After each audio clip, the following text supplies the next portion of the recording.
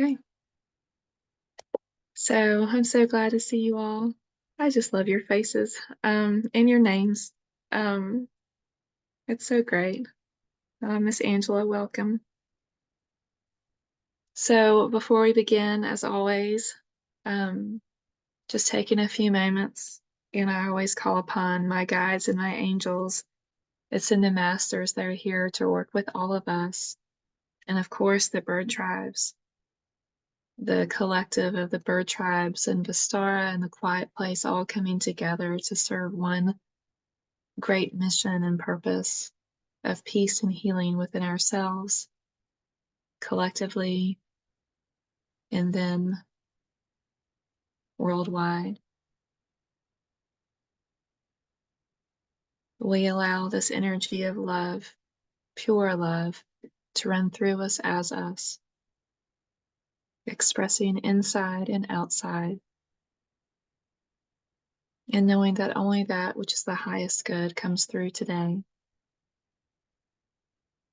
And especially anything that is here that will heal, help you remember, expand in your consciousness and wisdom, and remembering who you are as truly divine lights. And so it is.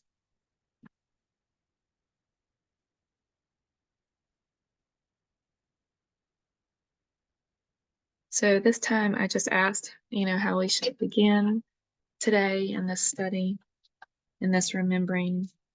And I don't know about you, I reread both chapters this weekend. And, it's hard. Again, I know I cry a lot anyway, but it's hard not to cry during the transformation and I want to make sure I'm saying his name.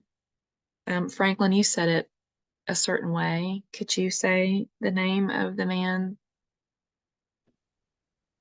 Adara. That's what Adara I had. Adara. in Yes. your head, and everyone may. I don't know about you all, but since I was a child, if I couldn't read a word, I would just say it my own way.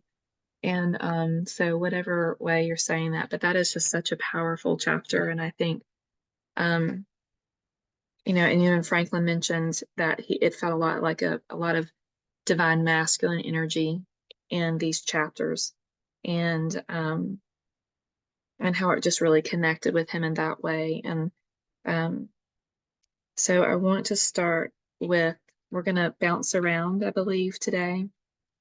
We're going to see where everything leads and takes us. Um, so, and again, my book is a little different than yours, so we may be on a different page, but mine is really the second page of chapter 8. For me, it's page 96. But just in breathing this in for a moment, and I feel like this was a very specific aspect of these two chapters and really everything. And so, again, the overarching theme of today feels truly like unconditional love and non-judgment, and what the pureness of that can do. And so we're going to start with maybe the more intense feelings, as we all have experienced intensity and potentially the the lack of unconditional love within ourselves, or judgment within ourselves, and then also that translates outside of us. But on page 96, when he says, "When you simply destroy that which you cannot understand," I told him, "it will come back to you again and again and again, each new form worse than the previous. But if once you can understand what motivates your enemy, you can often help them discover superior ways of accomplishing his deeper purposes." And of course, that goes into where Hiawatha says, "But you're never going to get him to listen. He is a creature that you cannot speak to logically." you need to do away with him for the better good. And of course, he says, which is very powerful and probably not something we have not, I can't speak for everyone, myself has not thought at some point in my journey in this lifetime, or just definitely collectively from really kind and good people that are doing powerful things. He says, when he said, he will not listen to you, Hiawatha says, he will not listen to you. He says, for you have helped me soothe my self-defeating fires, but for love. But I would do away with him to free others from falling to the same fate that he wreaked so thoughtlessly upon my family. So I want to start with that, and how that relates to this whole mission that we're on together, that we're on for our own internal health and happiness and peace, and how that translates out. But again, when you simply destroy that which you do not understand, it comes back, and it comes back stronger and stronger until it awakens something deeper within us. And I believe it wakens up that surrender. So for a moment, and then we're going to open up for discussion and see what everyone thinks and feels. I invite you to do this. You may not want to do this. You may just want to listen and breathe it in. But again, there's always circles of 3 that seem to come up off and on through this journey. And one of the things, again, sometimes a lot of this book and this journey is transforming something that is not living in the light to the light. So again, if you would want to do this activity, again, just however you choose, but I invite you to come within, to go within. And I think sometimes I believe it's been with the bird tribes, we've had different opportunities and meditations of drawing a circle on our hand. And so what we're going to do for a moment is we're going to draw a circle, and we're going to go inward, and we're going to go to that point. But we're going to bring up maybe some points of pain or suffering or judgments in the name of light, in the name of transformation. And then we're going to circle back out. So I just want to give that transparency this time, because we're going to go in and it's going to be a little intense for all of us, possibly, but then we're going to transform it into exactly what these 2 chapters displayed so beautifully. So for a moment, and if you would like, you can do this in your mind, you can draw this out, you can write it out, you can paint it. But we're going to have 3 circles. You can interconnect them if you like, but big enough for you to write in them a little bit.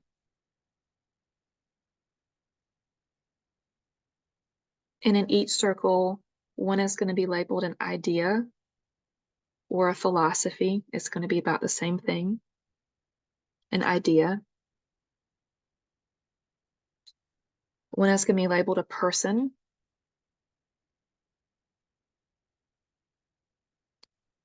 And the other, the last, is self. So idea, person, and self.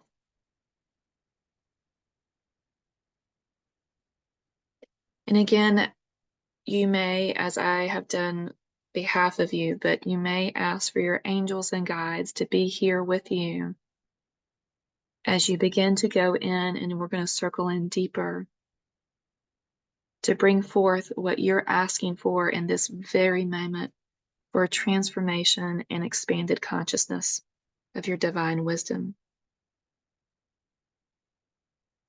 And so if you would like to, for just a moment, and you may literally circle in your hand, we're just going to take some breaths as we circle. And as we're circling in our hand for a moment, we are gathering up all the experiences that we've had in this lifetime. Now, you may expand this into more than this lifetime, but for today, the request was for this experience, this time for you. And we're circling all those. And again, we're asking for transformation.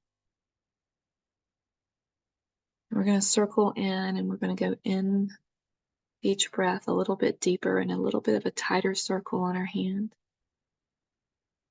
And we're going to ask our consciousness, our higher self, to bring forth 3 areas that will help us transform right now.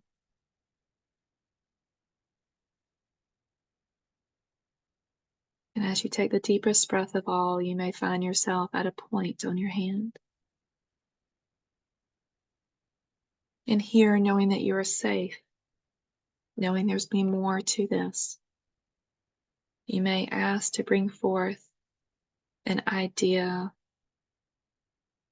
a philosophy, world that brought you or still brings you pain, distress, suffering, anxiety, an idea, a philosophy, a movement, even.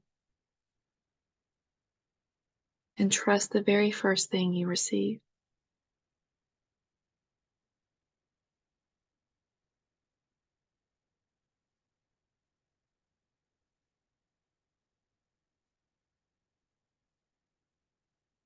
Now, there's going to be someone's face. It could be from your childhood, it could be from right now, but someone's face that hurt you,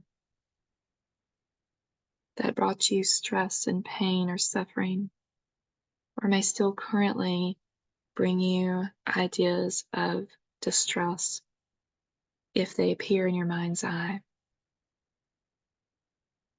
And trust who comes first.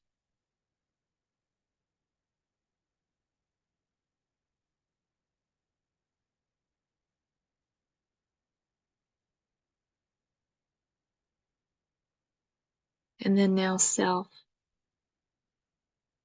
something within that you've struggled with in the past that sometimes still triggers you now, or really a way that some place, some area where you do not show yourself grace, or you're hard on yourself. A lot of spiritual people will feel bad if they do have a judgment. So anything in those arenas.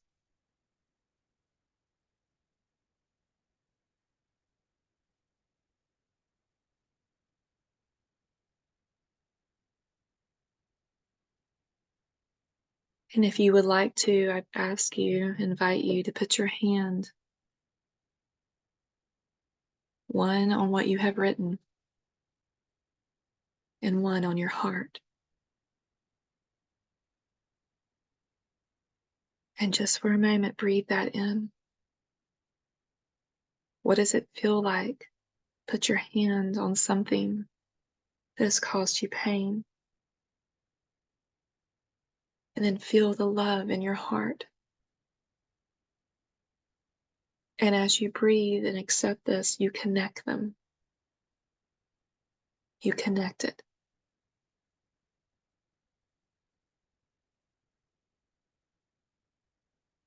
And just stay here for a moment. If tears fall, if anger comes out, if unexplainable emotions come out, it's okay.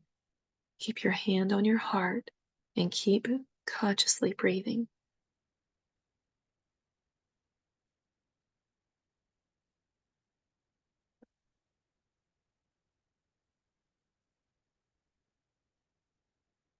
And invite you to say, I bless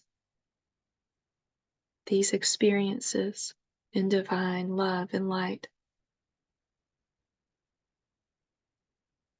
I know there's a greater understanding,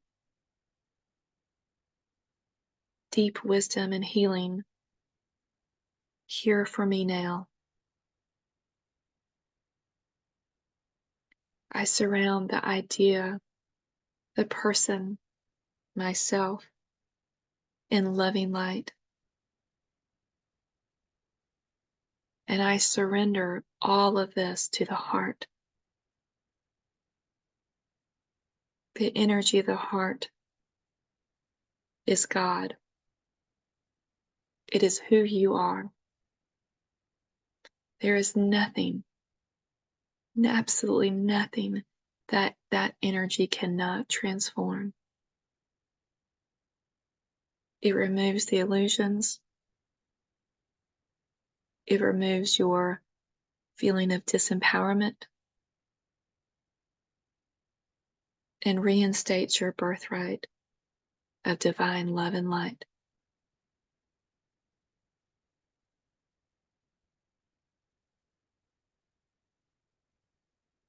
And trust as you experience more throughout today, throughout this week, you may just automatically have released all that is underneath your other hand.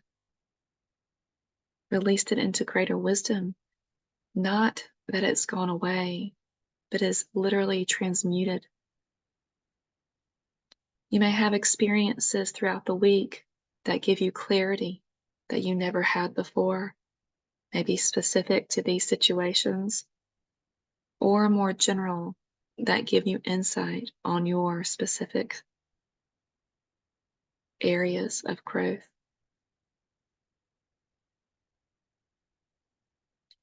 And if these are to come up for you in any time, put your hand on your heart and breathe it in and say, I know love, I see love, I live love.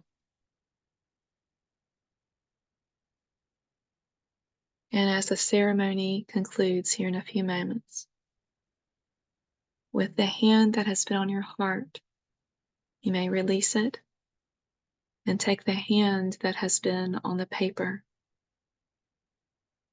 And you may now put your hand on that dot in the center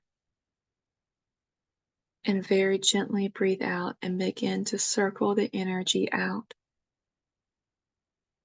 into the ethers of love and light. And know this is done for you, through you, as you are worthy and you are beautiful. And we feel so blessed that you're here. Thank you. With gratitude. And so it is.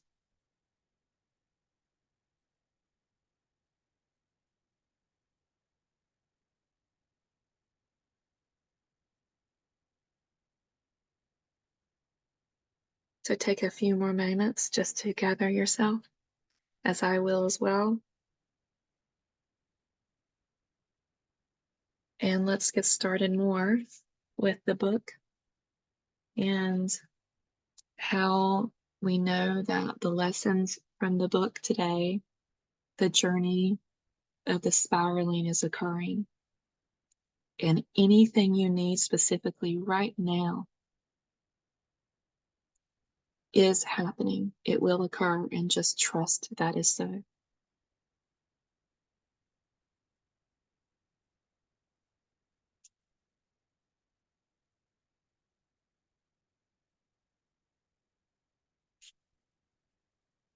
So, taking a deep breath, I'm going to get a drink of water myself. That was emotional.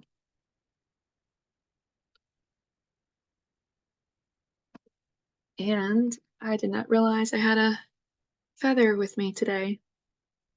Right beside my desk. I had not seen that in a while. So we know that we are here. I'm going to do something that, eventually we lead to a little bit, but between chapters 7 and 8, we'll start with 7. And it's so easy to see Buddhist and Christian parables and stories that all, are saying the same thing. I had such a feeling of the Christos, Jesus, of the energy of the pure Christ in chapter 7,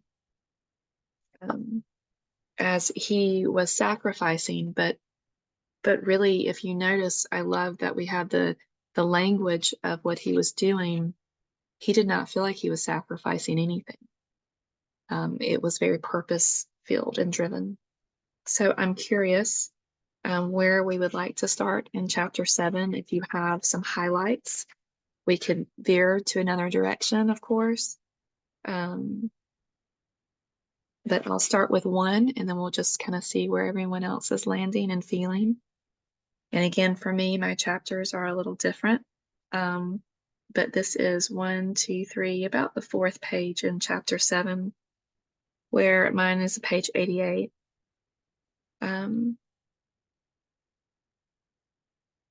he was there, and of course, this tribe just did not trust him at all. And I think about, again, maybe the different ideas and the philosophies that you have lived through, we have lived through, both collectively and individually in this country in this time, of significant hate and significant fear. And so I had such empathy for the tribe because there's a reason they don't trust. It's very sad. A lot of you work in schools or work with children or have been around children. And, when children do not trust you, or they don't trust, I don't know how many teenagers I would talk to say, I just don't trust adults. There's a bigger, deeper reason for that. Angela, where you work in particular, you see this a great deal. So I had such empathy for them not trusting him. And I watched what he did and how he handled it. And he said, I listened at patience at first, but then my spirit was roused, ignoring the order of the 2 young men whose arrows were trained upon me. And again, this is both literal, and if we look at this both metaphorical, how arrows go out. I stood in the central fork of the twisted and dying tree. I pointed out to them that though they claimed they wanted peace, they were so defensive and suspicious and unwilling to give those such as myself from neighboring tribes credit for having motivation. They created enemies through their fear. They created enemies through their fear. I used myself as an example of one who had come in peace and friendship, but now who felt himself so mistrusted and falsely accused that were I any other, I would become in fact their enemy. I told them how their own fear and suspicion had turned many of their neighboring tribes into enemies, when in reality these neighbors wanted peace as much as any Mohawk. And then of course he said, look, I said, pointing to the ground at the base of the tree, I can see your hatred and your fear. You can see it too, crackling through the air.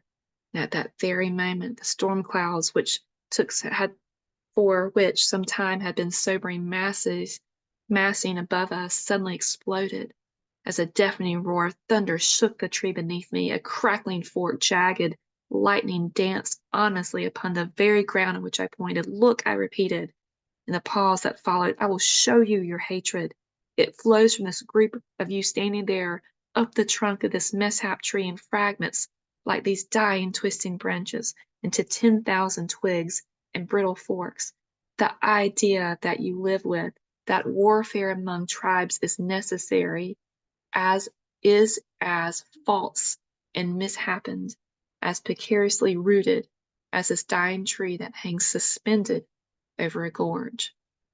In the last paragraph, I'll share, your belief in this warfare as a way of life not only divides you from other tribes, as the branches of this twisted tree divide from the trunk, but it also divides you from your families, from your own hearth fires, from all the things you love most. And every day you go forth to fight, you know this is true. Do you increase your security through your belief in this monstrous lie? No. The idea itself divides you from each other, for it encourages values and forms of behavior that do not make for friendship among warriors, peace within villages, or happy songs around your sacred fire. So, thoughts, feelings, it's again very apropos to our time now in the world. And my mother would tell you when she was a young woman, she's now going to be 85. This was apropos for her when she was in Mississippi during desegregation in particular. So again, history repeating itself, but this year, I think, to figure this out and to learn how to recognize and discern without judgment and with unconditional love. So thoughts, feelings, triggers, wonders, questions that I may not be able to answer all, but we'll see where we are. Any thoughts? I had an interesting thought about the first passage that you read. When you simply destroy that which you cannot understand. Mm. And it really, when I turned that on myself, one of the things it reminded me of is something I read in, I think it was the Book of the Dead. The Tibetan Buddhists have something called the Thankaras, and they're the 5, I'm sorry, I'm going to misstate this, but Uta Maria will probably know it. He's like, no, It Missy's not here. Okay. It was the Missy's under the weather today. Missy's the one. Okay. It was the 5, I don't want to say awesome Buddhas, but not awesome in a great way, awesome in a very fearful way, that when you don't learn the lessons, the lesson that comes next, the last chance you get will be the hardest of them all, the ugliest of them all. They try to teach you in gentle ways. And when you keep not learning that lesson, it's like the 5th realm of getting that lesson, and it's going to be ugly. And if you don't learn that way, then you risk never learning that lesson in your life, in the lifetime that you're in. And I think about that both internally for our own selves, but I also think about that collectively in the greater consciousness. So, I think about elections coming up and different things like that. And what's interesting is, I think, to be a witness of, like, how can we, Victor Maria, what's the quote about being in the world that you talk about? I'm pretty sure we talked about that with Little Prince too. But being able to witness the world, but not participating in the collective consciousness of fear, but be able to witness it and know where, Well, Emma Curtis Hopkins says that if you have an idea, that an idea can run you. And I think that's what's happening now, is that there's an idea which is not proven to be true, which is not actually real. It's just an idea, and it runs us. It runs this country. And we have to individually move out of that, remove ourselves from that. And we do it one-on-one. Yeah, and I think it's, how peace really comes to this earth is what he just showed us in those 2 chapters. And then chapter 8, like, killed Hiawatha's family. Like, the worst possible. And And it was interesting how that, again, it's such a simple idea, and I don't think it's new to any of us that have studied any of this kind of stuff, but he leaned in a very specific way. And, I think about Brian Stevenson's, who wrote Just Mercy, and I listened to him talk many years ago, and he was saying something very similar. It was a spiritual, divine, universal truth that I heard him say, and he was like, lean in, like get curious about the pain of your brothers and sisters, because hating the hater only brings forth more hate. And so how we can manifest and not manifest, how we can facilitate that energy within ourselves really does do what Gandhi said, becomes the peace of the world. Like it is, even if someone feels peaceful just standing beside you in the grocery store, they may not understand that, but your energy is loving.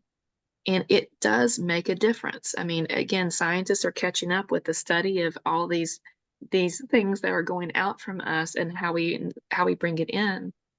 But I think too, the reason, and I got a little bit of the meditation this morning, but I didn't get the whole thing, which again that's how I'm being taught, to just trust and just jump right in. So I had no idea really where that was going to go. But it was interesting that the circling in, I think that's the acknowledging that everyone needs to have individually and collectively of pain, and that it feels real, and because it is real in that moment to us, and acknowledging that. But I think that, and I feel like everyone here is a sacred practitioner. That's how I look at all of you. And I think the key, and I know that Emma Curtis Hopkins, I would love, Uta Maria, seeing what you would think. Emma and you are besties.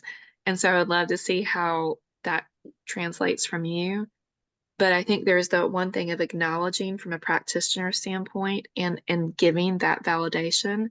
But then we're here to be a model and facilitator, no, not the healer, but the facilitator of healing, to help transmute that back out into love. And I really think sometimes, I really do think sometimes in the spiritual community, I think, that chapter, these two chapters, I think there was a lot of negativity, so to speak, in these chapters. It was a lot of heaviness. He went there, it was real. The pain was real. The anger, the hate was real. That tree was gnarled. It was real. And I think it's really powerful not to skip over that.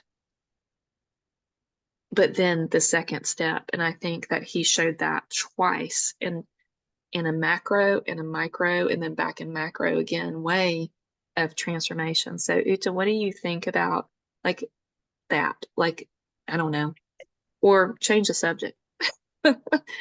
Well, I want to point out something, since if we are thinking about our present situation here in this country, and the way we look at things, at religion and everything that we personally experience. So in this, what if whoever killed the family of Hiawatha, did they actually see this person do this? Mm. So this is where I'm kind of thinking, well, a lot of times we are reacting, like that idea that runs us, we are reacting to something that's not real. It's may have not been him to do it. Now that doesn't make the forgiveness and the transformation less real. But we need to start with what is it that's actually real that we need to forgive? Is that even real? Right? Like we have inside of ourselves, we have these ideas of being wronged in some way. And then is that even real? Or is it our own inner chatter that creates that? So to start from there and then personally transform that.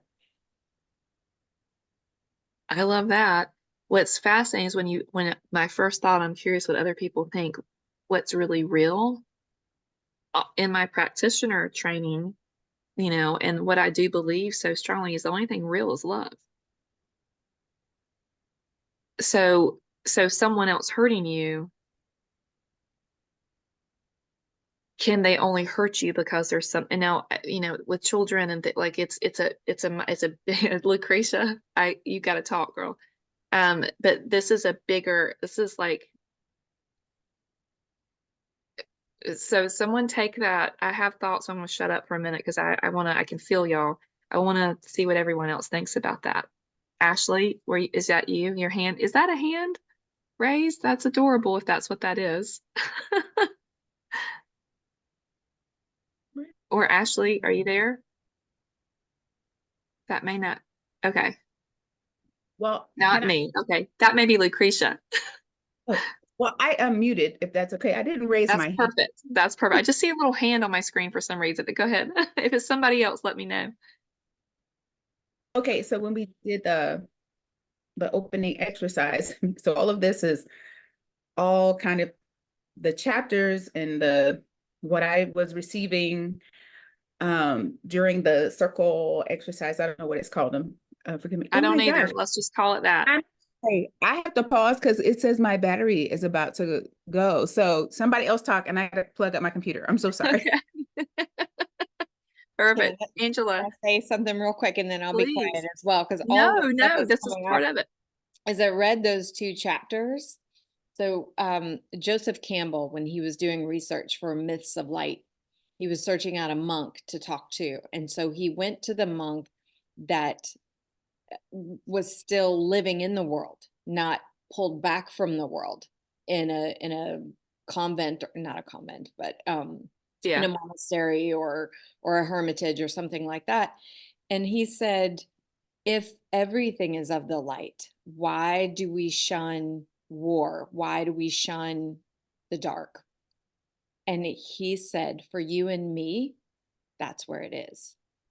But that's where the light is, because through that dark, and it's funny, more as you're talking about this forgiveness, what came to me is that forgiveness really isn't a thing. Because once you understand from that higher perspective, there's no need for it. Right. It's The light is just unveiled itself. Yeah. right. And so forgiveness really isn't even a real thing. It's not something you have to try and do. And it seems that that feeling of love only returns with understanding.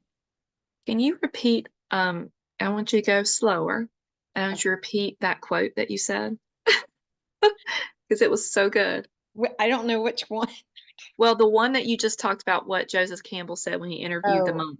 Right. So he was interviewing the monk and he said, if everything is of light, why do we shun the darkness? And he said, for you and me, that's where the light is.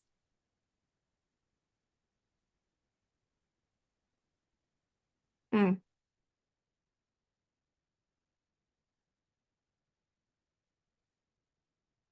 Anyone else want to follow that or have a question?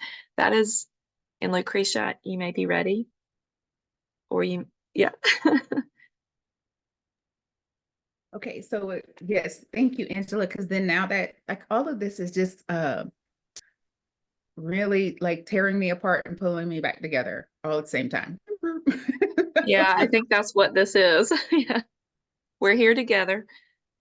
And so for the idea, the philosophy, the person, the self, or self, I had written, and this is in relation to, chapters 7 and 8. So in the work that I do, and I do a lot of work around racial healing and anti-racism, and talk about cycles. And so I'm old enough to have gone through a cycle before, and so I have come to the work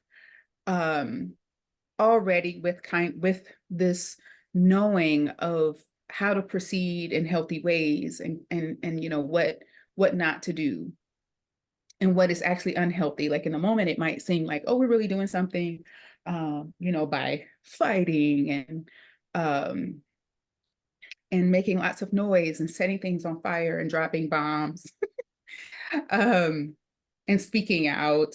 But actually, you're making lots of noise you're deafening people and pushing people away from kind of this living water. So anyway, when I started doing this work publicly, I already had a sense of that, and I moved forward, and I moved in it differently.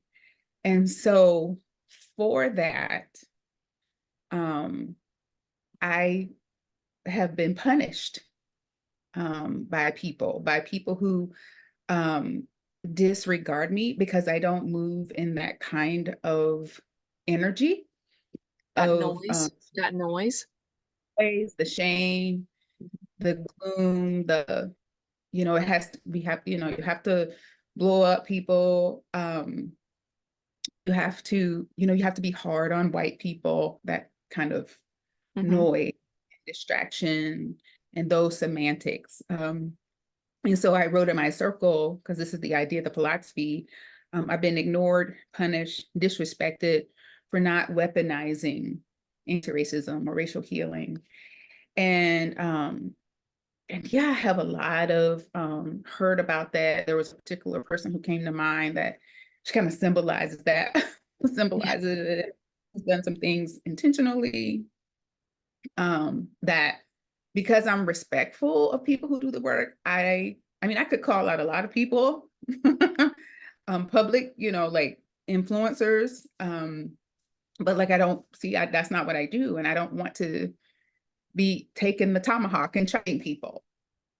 So I don't do that. Hi, Cardinal, that is right in front of me. So that's so nice. That's So nice. that's so very nice. And then the self, I have been hard on myself because I've struggled to not be offended, or to forgive, or to let go. I haven't been, sometimes I can't, because this is it's like I'm wanting to take that energy, that pain, and of course, I'd say convert, you said transmute, Mhm. convert it. And so, yeah, I was like crying because it's very painful, but also yeah, I just get upset with myself when I'm just stuck in that cycle and those thoughts. And so, yeah, when Angela just said, if everything is of light, then why do we shun the darkness? Or she's talking about forgiveness and how that's really coming to understanding. So that feels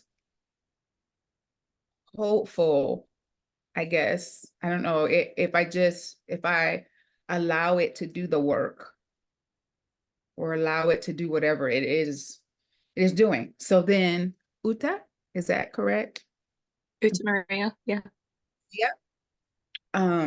Said the thing about, okay. Oh gosh, I just lost it. An idea runs you. Thank you. Exactly. So then I'm like, wait a minute. Yes, I have been ignored. Yeah, you said, how real is it? And I have been ignored and punished and disrespected by certain influencers and people in positions, and people and authors and things like that.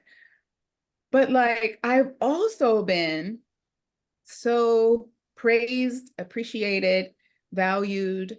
I was a part of this women's group of writers. And when we gather yearly, one of the things that they do is people go around a room, and then people will say what they feel or think about you. And one thing I heard over and over about myself, people said, when you walk in the room, it feels like everything is going to be okay. Like, people get a sense of relief. Now, that's some Jesus level stuff to me, like changing the atmosphere when you walk in a room. So as Uta Maria is talking, I'm like, yeah, how much space am I giving to the disrespect and rejection? I mean, literally, somebody just sent me an article where this woman in Iowa, who I do not know this woman, and this was unsolicited, like nobody told her to do this, but she wrote an article in an Iowa magazine about how this course that I created and she had taken, how it changed her life. And she's like encouraging other people to take this course. And somebody sends me, hey, and she says, I didn't solicit this. And she said, I didn't have anything to do with it. And she just this is what she chose to talk about. And I think the magazine issue was about like learning and continuing to learn and grow. And so she chose to talk about that. So I don't have any questions. I think, well, I have lots of questions, but all of this is like, again, it feels like it's all in a big bowl swirling around, feeding me, nourishing me, and pulling me apart and putting me back together. That's it. Thank you for sharing. It was emotional to hear you talk. It's like witnessing something very powerful for us all. Franklin, you unmuted, so I don't want to stop someone. Yeah, no, I appreciate it.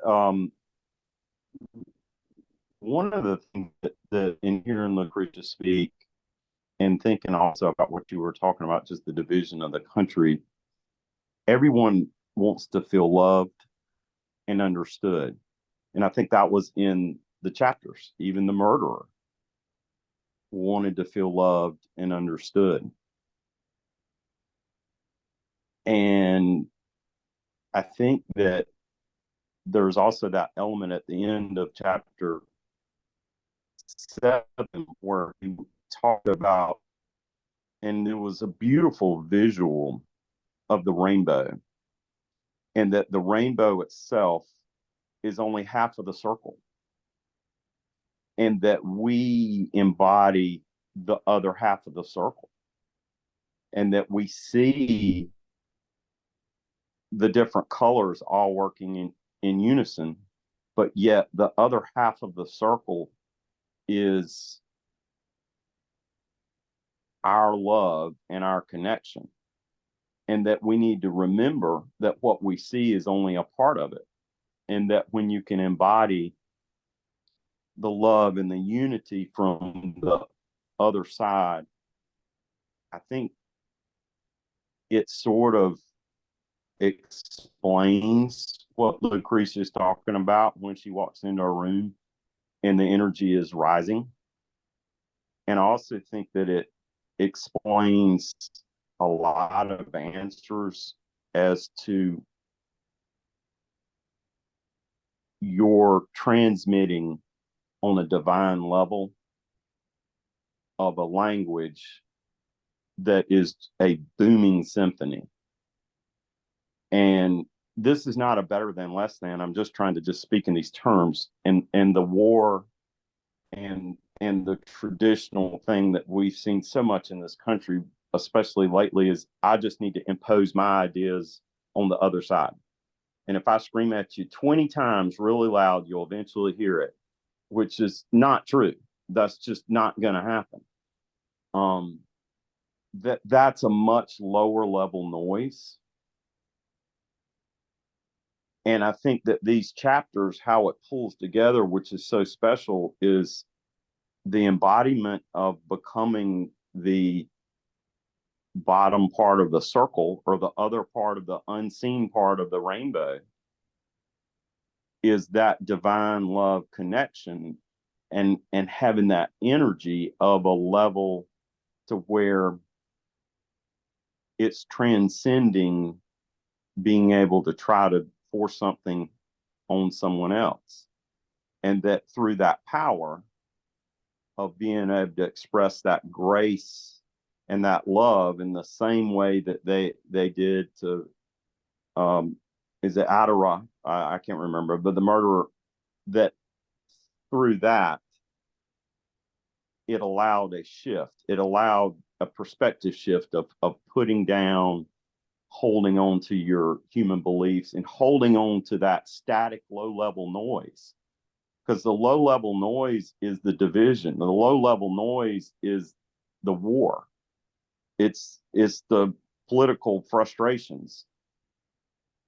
But to be in that part of the rainbow, you're at a much higher level, but you can have people meet you there.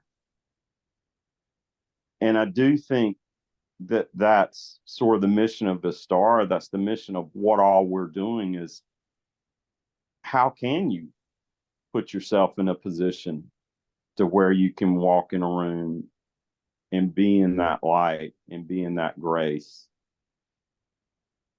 and help spread that love. And that's kind of where we are with the star and all of it. And that I'll never look at the rainbow again the same. I'll always think now, not only is it just beautiful, but wow, okay, that rainbow is in me. And I have, in a way, an obligation to be a part of that circle. And bring that loving energy. So that's my 2 cents on kind of what's coming up. I'm loving the talk though. This is fascinating. I love that we do this. And just to Cheryl said, love is the most powerful force in the universe. No problem can be solved from the same level of consciousness that created it. And, and I think, oh, okay, sorry. And Lucretia, I'm going back to what Franklin said, and what you said, and I'm thinking, you've walked into the biggest issue. I mean, it's the roots of what this country was built on, you've walked into. And the generational pain, it is one, I'm just so glad you shared that first, just as your friend and someone that feels like a soul sister, whether you know it or not. And so glad you shared that, because on an intuitive level, I can feel that because you agreed. I've heard you talk about how you did not want to do this. I will never forget you saying that. I didn't want to do this. This is what I was called to do. And in different ways, not to the level of what you're talking about. I can relate to some of that.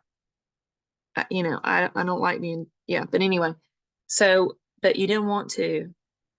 And I think there was part of yourself that knew what you're walking into.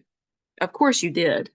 But to be able to be of love and light and to have hate and all these things pointed back at you, that literally those arrows, like, to me, it's like you're, Hiawatha later on, like the arrows are being pointed at you. You're I don't even remember the main characters, the main character.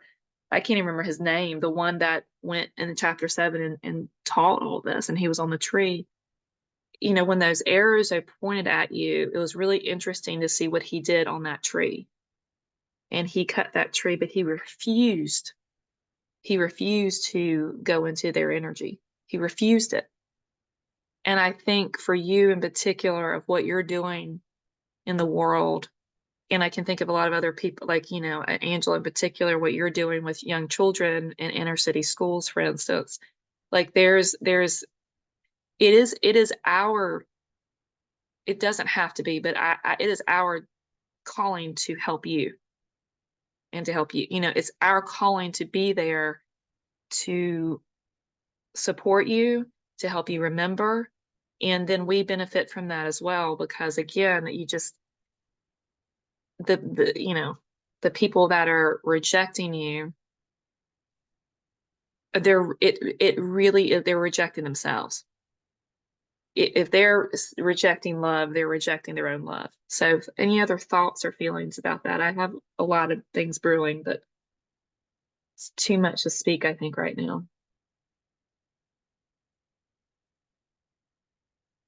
Casey.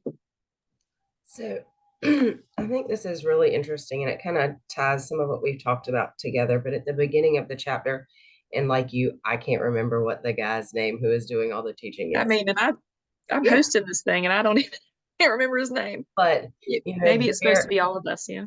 He's there at the fire, and they're tearing him down and telling him what he's done wrong, and he just walks away. And I wrote, in my book, sometimes words are not necessary, actions are. And then a little while later, they've met him at the tree. He's in the tree, and the elderly chief is telling him, "We do not need you to direct us. We choose what will keep in our lives. We choose also what we will cut away."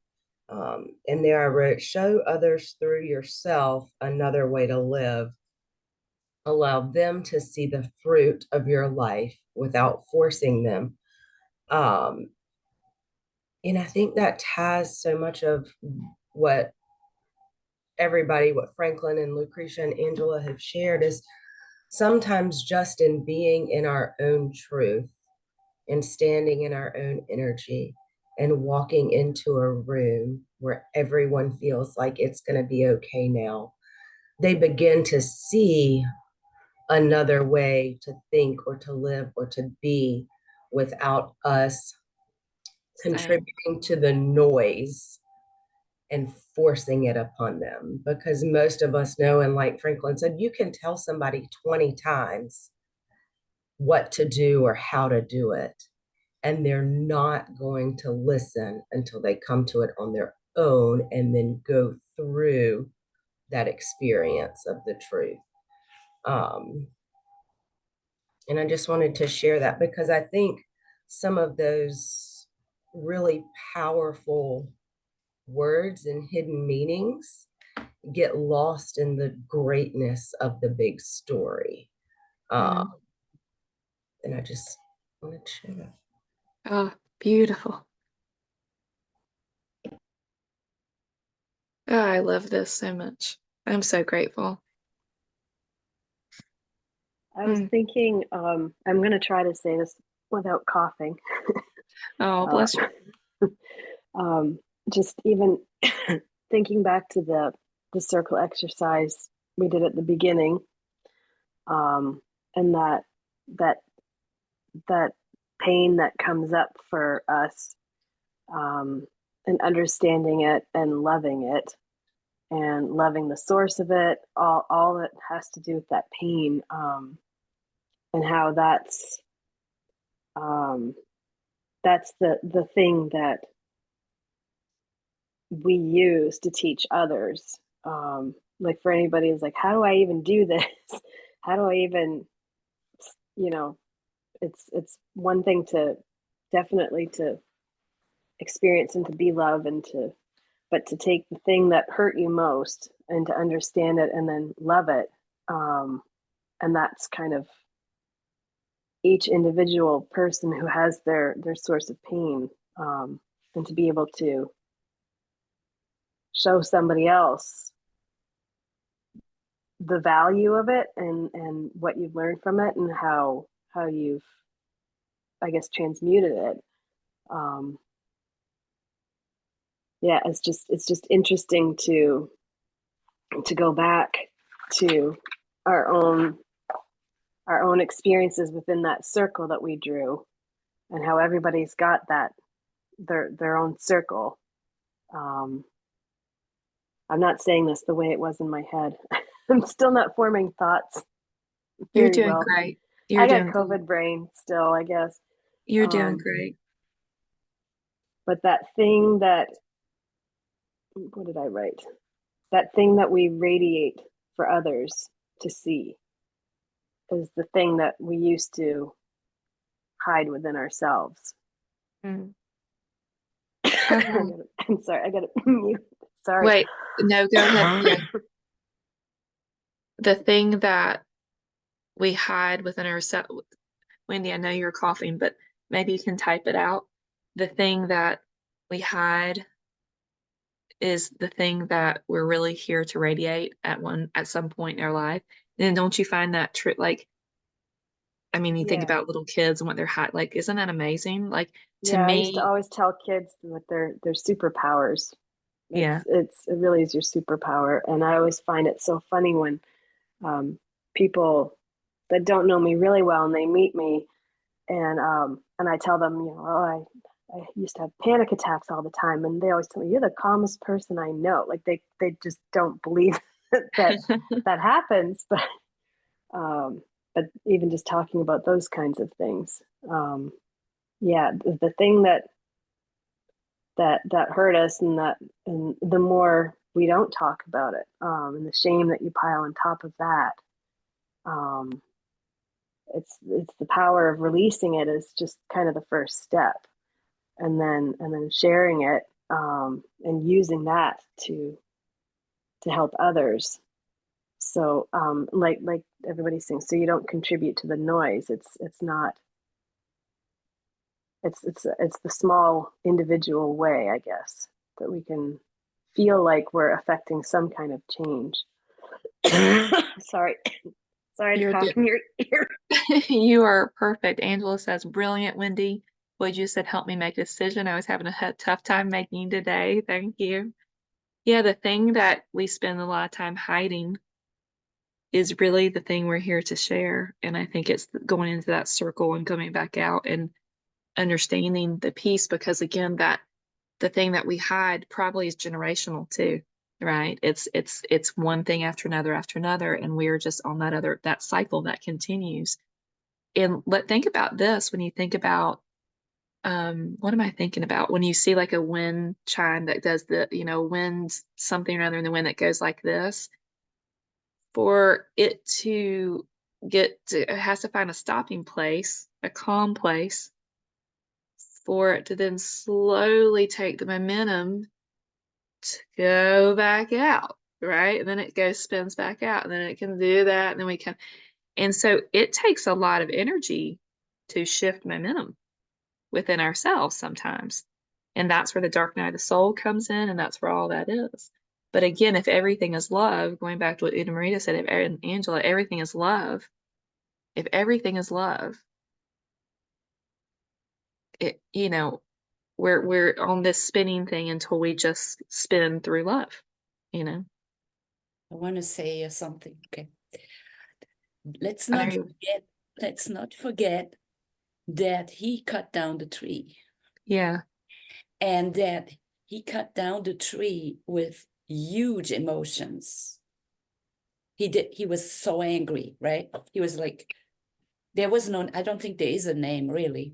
It's like, that's why it's the metaphor of it.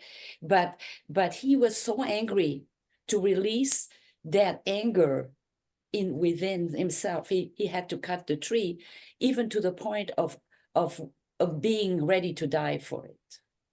Mm-hmm. And so that was, for me, that was really interesting, because it really reflects like that people do have anger in themselves. They do Mhm. have these feelings. They are real emotions, and people have to release them. So how can you release it? How can you release it? So one of the things that happened with me then, way back, I went to this Dale Carnegie workshop, and they were teaching us how to release this anger. So I'll just give you like an idea. They rolled up newspaper and made these long sticks out of it. And then they took, we had tables set up, like those long tables. And then you would like hit the newspaper on the table with all your strength and energy, and shout out how angry you are about something. And that was so therapeutic, and didn't harm anybody. But what Wendy was saying, you have to release it. You have to release that energy first. So And acknowledge that it's there. Yeah. how can you release it? And so I'm just sharing that this is how I released some of that energy way back. And thinking about like, hitting something and getting all that physicality out of it, and the emotions, the tears, it's like the momentum of the circle. Right, exactly. And then once you get to that exhaustion place, you're at the still place. And then the energy and the movement, Newton's third law, goes into effect, and then it goes outward. If we, I think consciously, I think that's true for all people. I think the more conscious we become, the more awake we become, we now know that we're going to acknowledge and release this in order for the momentum to go back. I don't know if everyone knows, and some people can get stuck in that. Big scale. We're playing it out on a big scale, right? Like Mhm. wars and bombs and all these things, and which is really, it's insane because we don't, nothing will get accomplished because everything is within each one of us. It's our own, it's one person at a time transforming themselves, allowing themselves to be transformed through the light that will change the world. And the noise that Lucretia is talking, the noise is not gonna, it's not gonna heal it. Yeah.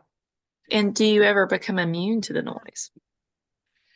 Well, Like when you immune is maybe not the right word, if you're when you let go of your rage, which literally people have, and are willing to let go of it in a safe way, then you're able to function in that energy, in the love energy again, in to let go things. And I'm not advocating violence or anything at all, but it really has nothing to do with other people. It's us. It's in us. the self. Mhm. Yeah, it's in ourselves. Casey? That just brought up this metaphor I heard here recently, and it was about allowing ourselves to be a thermostat versus being a thermometer. And it was about acknowledging, releasing safely with good intentions, all of our anger and all of that, so that we can be a thermostat for the room, right? So that we were unaffected by all the noise or the anger or the negative emotions that were surrounding us, but how we were still in our space, emanating the light and the love and the good things that come from us and the positive energy, versus being a thermometer where we're absorbing that and bringing that in. And I don't beat tables with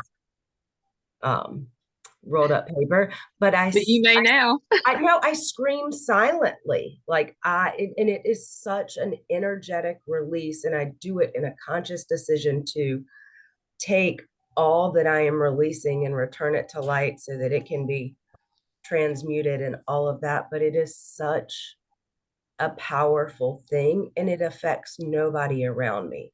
I'm not screaming at my child or at my husband or at the people that I love or that I don't know or that I'm working with. It's just it's a huge energetic release into the ethers, then allows me to reset and to be that thermostat versus the thermometer. Angela, I love the direction to release it to the divine to be transmuted. I forgot to do this. And Lucretia, kickboxing helped me get through the last presidential election cycle. Yeah. And again, when we two things. One, Casey, when you're talking about, and we'll get back to Lucretia, talking about like an empath. I think if we were in a really pure, like connected to nature, I don't think empaths would need that education. But an empath become like that's the difference between the thermometer, oh gosh, say it again, Casey. The thermostat and the thermometer, right? Yeah. And I don't know about you all, but as a very sensitive little girl and adult, like, and I watch it, you can watch kids that are just going with the energy that's in the room and the anger and whatever. And then of course, then the other kid, and it's just this thing. So it's an interesting thing to teach. And then, speaking about elections and things like that, like, my battery saver's low. Why, thinking about the idea of, all these different sides and these, okay, so I mean, wherever you land on anything political, religious, or whatever, right? What can we do? How can we take this and release that energy, transmute it, and then look at everyone through love? Everyone, which, that eye for eye thing, that's not what this is teaching, right? That's not what we're talking about. So thoughts and feelings while I plug this in. Cheryl. Okay, mine is probably not going to come out so very clear. I will try. So let's see. So I in my childhood, I faced a life where I saw things happening in my family. And when I would say the things that I would see, the people in my family didn't necessarily want to see those things at that time. So, I faced a lot of anger and pushback for saying the things that I saw. And so I felt Well, really I'm alone. gonna make a quick suggestion, Cheryl. Can you take your video off because you're lagging and I bet we'll be able to hear you better. Let's Okay. try that. Is that any better? Yes. Okay. And should I go back? I'm not sure what everybody No, heard. let's stay there right now. So while you're talking, then you can go back. Can you start? You said things in your family that they Yeah, didn't want to so see. yeah, there was things that I could see and I would say, and the rest of my family, my parents weren't ready to see those things at the time. So, there was a lot of anger sent back to me, over saying those things, kind of denying what I saw was true. And so I really felt unprotected and alone a lot in my family. And then over time, I don't know when it happened, but I started to also feel like in charge of my family, like protecting everybody and protecting especially those that like my brother or my mother or something like that, right? And so that kind of has always lived within me, that feeling of feeling unprotected and alone, and so when I'm teaching, especially right now, and I'm faced with anybody that has a lot of aggression coming at me or rage coming at me, I feel that same way. I kind of react in the same way of feeling unprotected and alone. And so what I'm wondering is, I loved Casey's idea of being able to release some of that energy that you're absorbing. And I think that is going to be really useful. But also I wonder, like, I think I have a hard time with giving myself permission to feel like I should feel protected and not alone. I feel the aloneness, and yeah, that's all I can say because I can't really make more sense of it than that. So I don't know if I was clear or not. You're very clear. And I think again, that's that, we've been talking about, those different themes, the ideas and the person and the self. And I think, if we look at it through this tapestry of what the universe, what we have agreed upon on this path that the universe is providing us, that we're not being controlled. We have agreed upon we've agreed upon these themes, these things that, this is my opinion, that we're here, or it wouldn't be happening for us to, because there's not a punishing universe. So it's not a punishing universe, it's a loving universe. And so I think though, when that theme comes up of that feeling alone and unprotected, and again, I don't want to speak for you because I know there's much more there, but I believe that again, if we can acknowledge that when we're feeling those feelings, again, giving grace to ourselves and know that these things are real on the circle. So if I were to draw a circle that you just shared, Cheryl, I would put a lot of those words and experiences on that circle. And then you kind of go into that point that Uta Maria and Lucretia were talking, the case you were talking, you go to that point to where it's like, I'm done. And I think that's the human part of the ego that releases for us.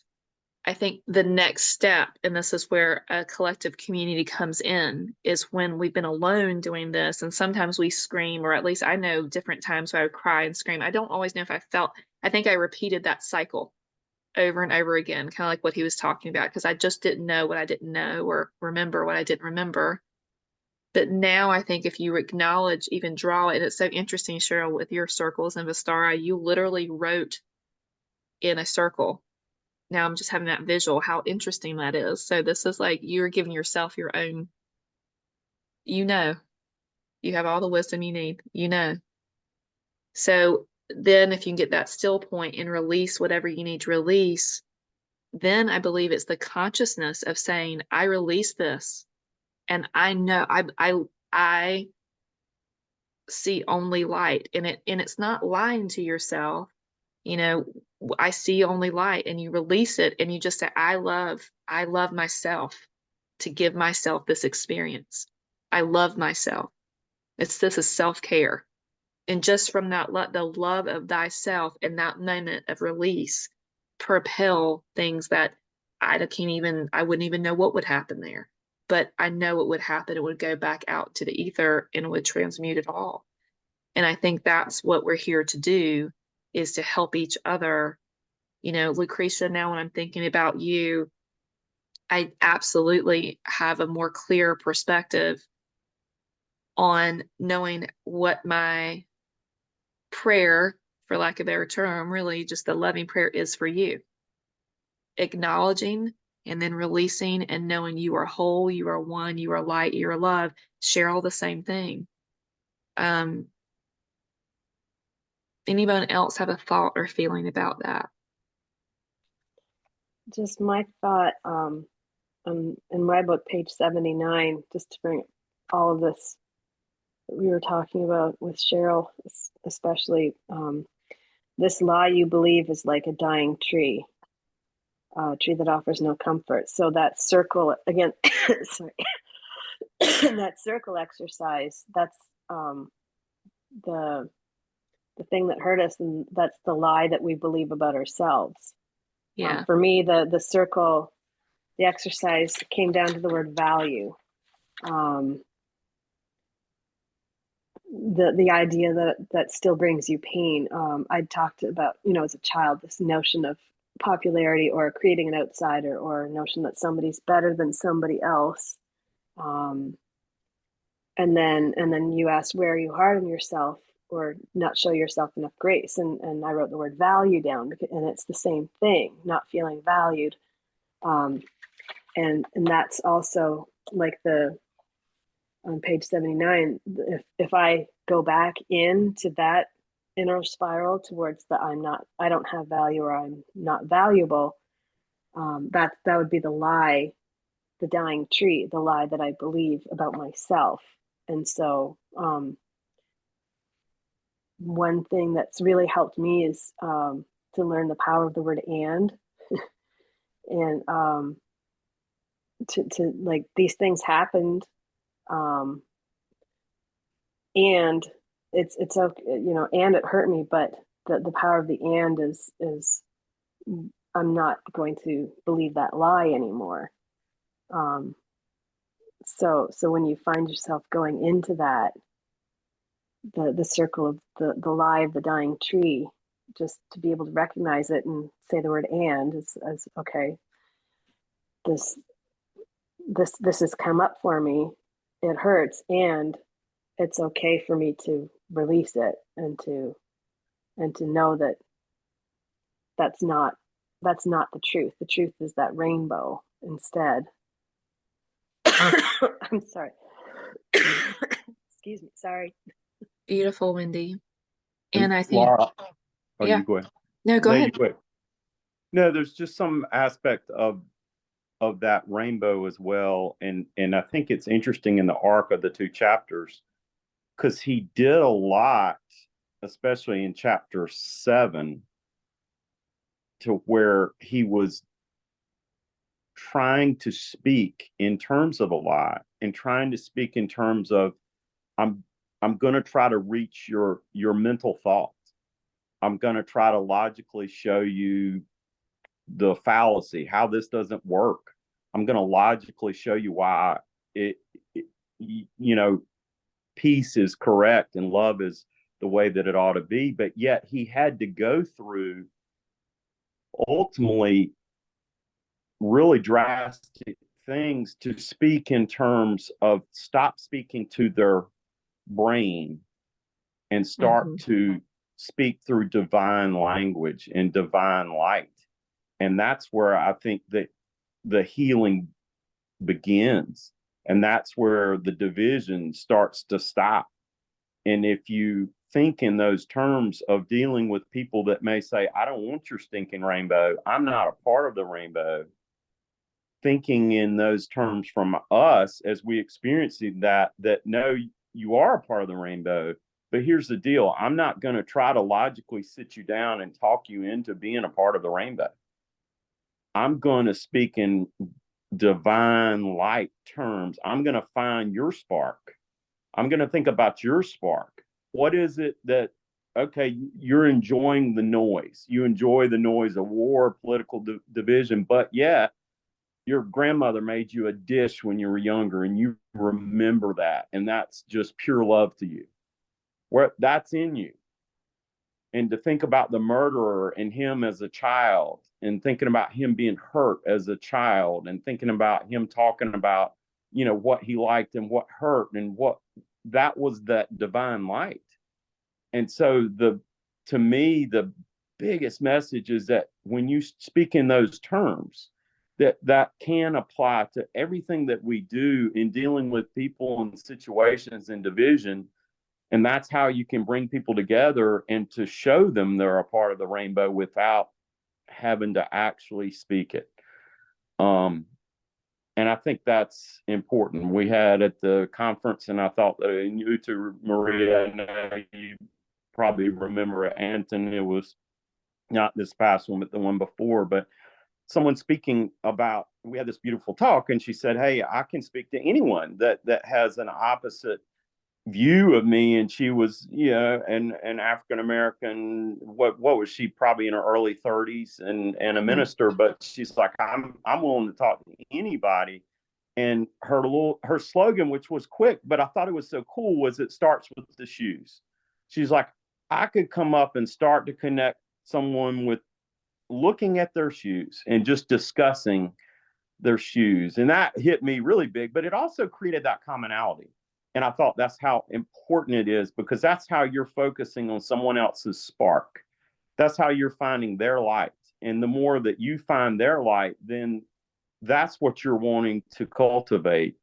And that's that connection. And that's where then you're not speaking in the static and the noise. So I that's that part of the rainbow. And that's what I thought was neat with these chapters, because he did bang his head against the wall, trying to speak to them about, hey, this is peace. This is what you need to be doing. Do you not see how this doesn't work? But then it took these really important, drastic acts. But at the same time, as he's doing that, they're now recognizing the light, and they're seeing it and hearing it in different terms, because it's a different language. And he got frustrated. They weren't connecting. He got frustrated. And so he embraced that frustration and he modeled it. So he allowed the frustration to happen, like Uta Maria was talking about. He had that great energy that just chopped that, and then he surrendered. And then look what happened. He was fine, a few scratches. And they were like, well, so he in his own way, that was his olive branch to them. He showed them, I'm acknowledging, I understand anger and frustration. I'm having it right now. You're having it. You've lived lives, generations with this belief system. So he got in, he acknowledged his own experience. He wasn't hiding it. And then he modeled in the most beautiful way that surrender. And, you know, I think about Jesus and the cross like that. You know, when you think about the true, pure Christ light and all, like it is, you know, it's the messages that we sometimes miss, but it's so simple and so powerful.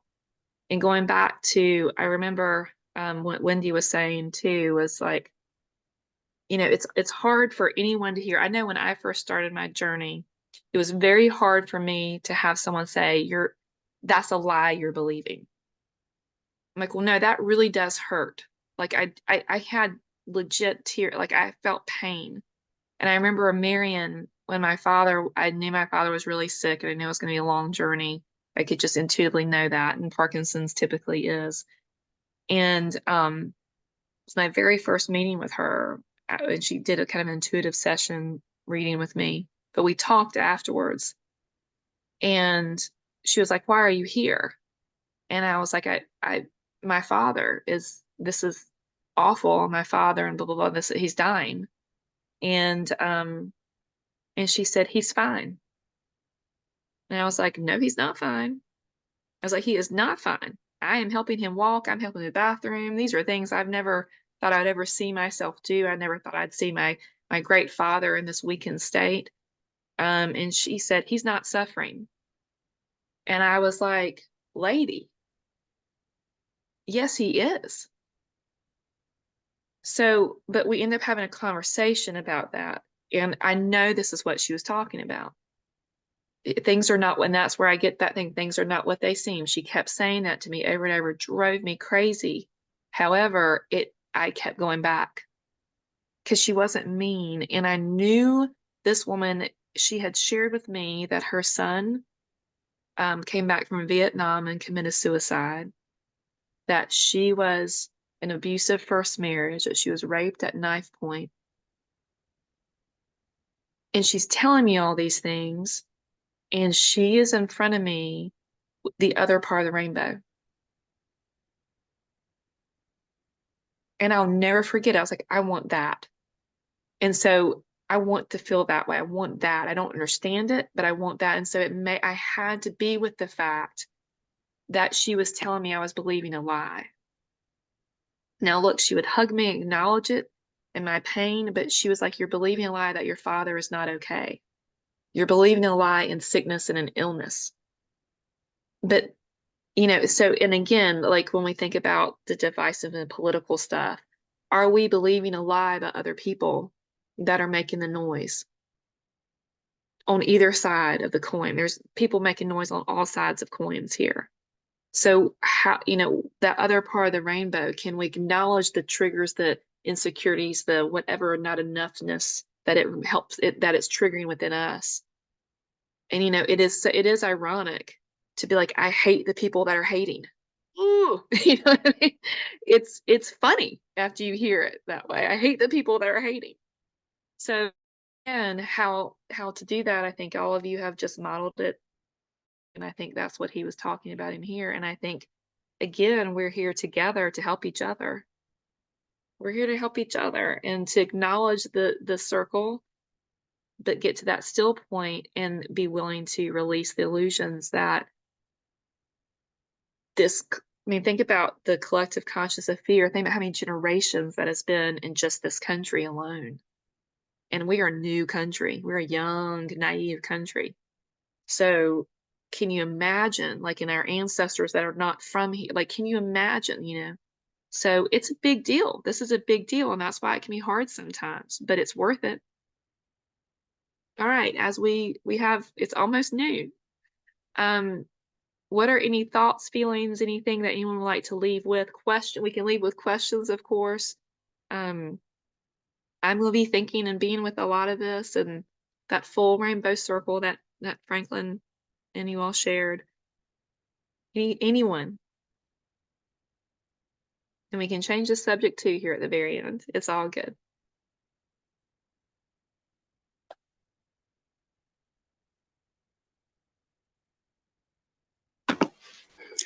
Laura, Okay. hi. Hi.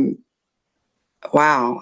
I'm so impressed with how, or really humbled with how everyone's story sort of weaves in and out of everyone else's. And it's like the collective and the personal and the personal and the collective. And there's just so much here. So I was taking all of these notes so I can review it later and think about it further. But I have the like Kindle version of the book, and I had it up, and afterwards, as he's cutting the tree, he says, no man should ever be afraid to cut falsehood from his life, even if it is the very thing upon which he is standing. Once he recognizes it, he should not fear to let it fall away. For to remain standing upon a lie, once it is known to be false, is to forswear future peace and joy. And there's no value to living if such as these are your roots.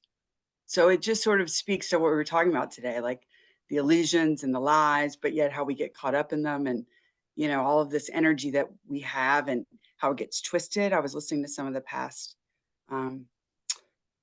issues of this chat, something that Misty said about this energy that we have, but it can become like twisted and sort of deformed, like the person that they meet who really becomes a great leader, even though he's not a great speaker, but he has this great heart, and Right. he brings people together, and he sees things other people don't see. So anyway, thank you. Yeah, I've really enjoyed it. I think that's a perfect way to end. Thank you, Kelly. Thanks. I love this. Thank you. And notice the next chapter is called Tree of Peace. So let's just breathe that in for a moment. And if you would like, kind of thinking about what Kelly said so profoundly, and what all of you have said so profoundly. And so it's just that finding that center point, and you may have to stay in that center point for I acknowledge all of those things. But if you'd like to just kind of breathe with me, and I'm breathing for myself, I am breathing from a collective love of you all, for you all, with you all. You know, I think at one point when he released the man that eventually transformed from hate to love, when he used the tomahawk, and he literally again, think about that figuratively as well, he cut him free. And there was a quote in there where he said, now we're all three men sitting here with equal freedom. We're equal, and we know it. So for a moment, let's just be with that. And I love you from the depth of that full rainbow of you all that add to mine.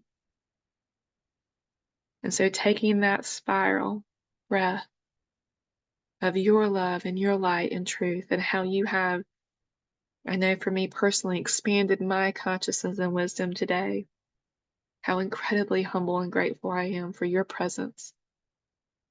And I know who you are. You are love. You are truth. You are light.